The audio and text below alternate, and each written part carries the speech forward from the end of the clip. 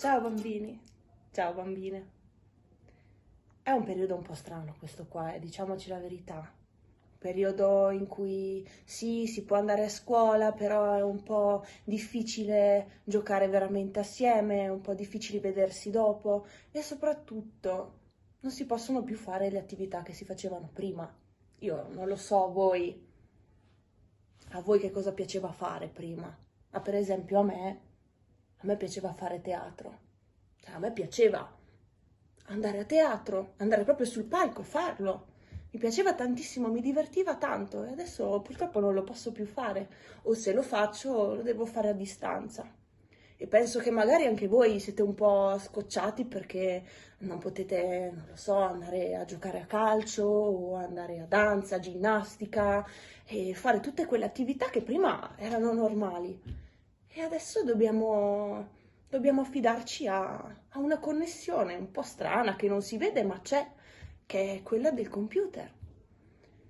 E forse questa cosa un po' ci scoccia perché comunque il computer crea un po' una lontananza, anche se crea delle connessioni, ma crea della lontananza perché io sono a casa mia, voi siete a casa vostra, non ci si può bene incontrare.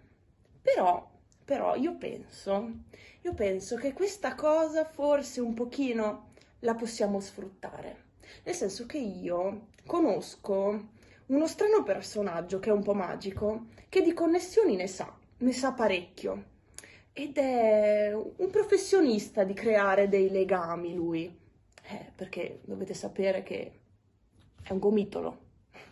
E questo gomitolo è magico e lui tesse dei legami, li crea, li salda insieme.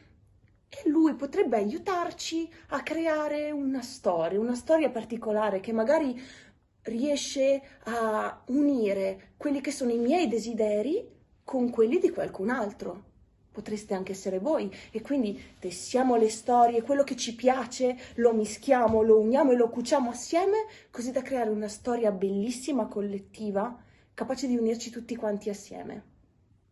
Se voi ci siete, io la farei questa cosa. Però aspettate un attimo perché qui sto parlando, però devo sentire se lui ci sta, perché è un mago molto impegnato, soprattutto in questo periodo che, insomma, lo richiedono tutti. Allora si chiama Mago Tritolo. Tritolo il gomitolo. Un attimo che lo chiamo, un secondo, 2, 1, 3, 3, 4, 9. Pronto, signor Tritolo? Ah, salve, salve. E volevo chiederle se verso la fine di febbraio lei forse potrebbe fare una magia per noi, una connessione di fili per creare una storia. Ci sta? Ah, è libero? Ah, perfetto. Allora sarebbero 5 incontri? Sì? Perfetto. Allora la ringrazio, a nome mio e dei bambini. Allora ci vediamo verso fine di febbraio, va bene?